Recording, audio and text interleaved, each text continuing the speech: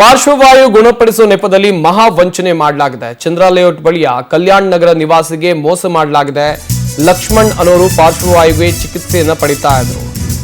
ಪಾರ್ಶ್ವವಾಯು ಗುಣಪಡಿಸುವ ನೆಪದಲ್ಲಿ ಮಾಡಿರೋ ವಂಚನೆ ಇದು. ಚಂದ್ರ ಲೇಔಟ್ ಬಳಿಯ ಕಲ್ಯಾಣ್ ನಗರ ನಿವಾಸಿ ಮೋಸ ಹೋಗಿದ್ದಾರೆ. ಲಕ್ಷ್ಮಣ್ ಅನ್ನೋರು ಪಾರ್ಶ್ವವಾಯುವಿಗೆ ಚಿಕಿತ್ಸೆಯನ್ನ ಪಡಿತಾ ಇದ್ರು. ಕಷಾಯ ನೀಡಿ ಗುಣಪಡಿಸ್ತೀವಿ ಅಂತೇಳಿ ಈ ಇಬ್ಬರು ಬಂದಿದ್ದಾರೆ. ಹಾಗೆಯೇ 20 ದಿನದಲ್ಲಿ ಎದ್ದು ಓಡಾಡ್ತೀರಿ ಅಂತ ಅಪರಿಚಿತರು ಹೇಳಿದ್ದಾರೆ. ಇದಕ್ಕೆ 70,000 ರೂಪಾಯಿ ಖರ್ಚಾಗುತ್ತೆ ಅಂತೇಳಿ ಹಣವನ್ನ ಪಡೆದುಕೊಂಡಿದ್ದಾರೆ. ಲಕ್ಷ್ಮಣ್ ಮನೆಯಲ್ಲೇ ಜೀರಿಗೆ ಕಷಾಯ ರೆಡಿ ಮಾಡಿ ಕುಡಿಸಿದ್ರು. ನಾಳೆಯಿಂದ ಮನೆಗೆ ಬಂದು ಮಸಾಜ್ ಮಾಡ್ತೀವಿ ಅಂತ ಹೇಳಿದ್ರು.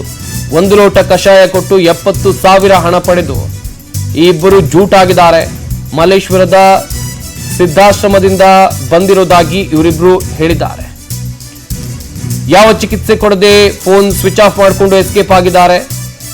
ಮಲ್ಲೇಶ್ವರದ ಸಿದ್ಧಾಶ್ರಮಕ್ಕೆ ತೆರಳಿ ಕೇಳಿದಾಗ ಅವ್ರು ಮೋಸ ಹೋಗಿರೋದು ಬೆಳಕಿಗೆ ಬಂದಿದೆ. ಸದ್ಯ ಪ್ರಕರಣ ಸಂಬಂಧ ಚಂದ್ರ ಲೇಔಟ್ ಠಾಣೆಗೆ ದೂರನ್ನ ಕೊಡಲಾಗಿದೆ. ಕೇಸ್ ದಾಖಲಿಸಿಕೊಂಡು ಪೊಲೀಸರು ತನಿಖೆಯನ್ನ ಮುಂದುವರಿಸಿದ್ದಾರೆ.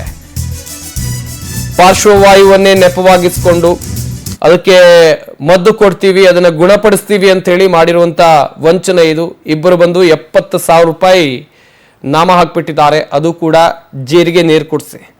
ಲಕ್ಷ್ಮಣ್ ಮನೆಯಲ್ಲಿ ಜೀರಿಗೆ ಕಷಾಯ ರೆಡಿ ಮಾಡಿ ಕುಡಿಸಿದ್ರು. ನಾಳೆಯಿಂದ ಮನೆಗೆ ಬಂದು ಮಸಾಜ್ ಮಾಡ್ತೀವಿ ಅಂತ ಹೇಳಿದ್ರು. ಬಟ್ ಮಸಾಜು ಮಾಡಲಿಲ್ಲ, ಏನೂ ಮಾಡಲಿಲ್ಲ, ಮೋಸ ಹೋಗಿದ್ದಾರೆ. ಚಂದ್ರ ಲೇಔಟ್ ಬಳಿಯ ಕಲ್ಯಾಣ್ ನಗರ ನಿವಾಸಿಗೆ ಈ ಆಗಿರುವಂಥ ಮೋಸ ಇದು. ನೋಡ್ತಾ ಇರ್ಬೋದು ಯಾವ ರೀತಿಯಾಗಿ ಜನ ಯಾಮಾರಿಸ್ತಾ ಇದ್ದಾರೆ ಅಮಾಯಕರನ್ನ, ಮುಗ್ಧರನ್ನ ಅಂತೇಳಿ.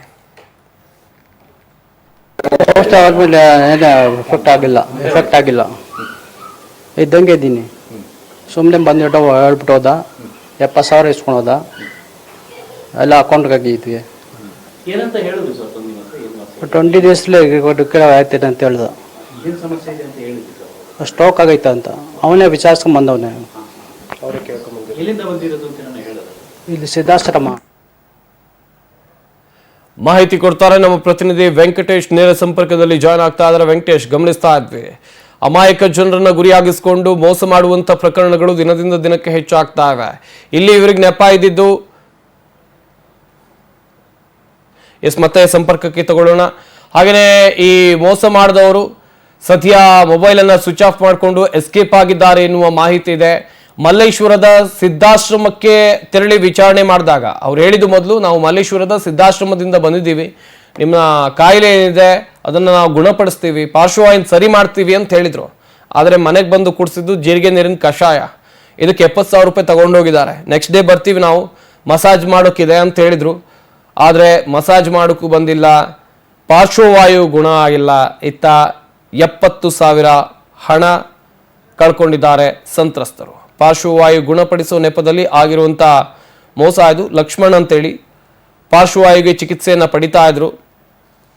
ಮಾಹಿತಿ ಕೊಡ್ತಾರೆ ನಮ್ಮ ಪ್ರತಿನಿಧಿ ವೆಂಕಟೇಶ್. ಮತ್ತೊಮ್ಮೆ ಲೈವ್ನಲ್ಲಿ ಜಾಯ್ನ್ ಆಗ್ತಾ ಇದ್ದಾರೆ. ವೆಂಕಟೇಶ್, ಒಂದ್ ಕಡೆಯಲ್ಲಿ ಅಮಾಯಕರನ್ನ ಗುರಿಯಾಗಿಸ್ಕೊಂಡು ಮೋಸ ಮಾಡುವಂತ ಪ್ರಕರಣಗಳು ದಿನದಿಂದ ದಿನಕ್ಕೆ ಹೆಚ್ಚಾಗ್ತಾ ಇದೆ. ಈ ವಂಚನೆ ಪ್ರಕರಣದ ಬಗ್ಗೆ ಮಾಹಿತಿಯನ್ನು ಕೊಡೋದಾದ್ರೆ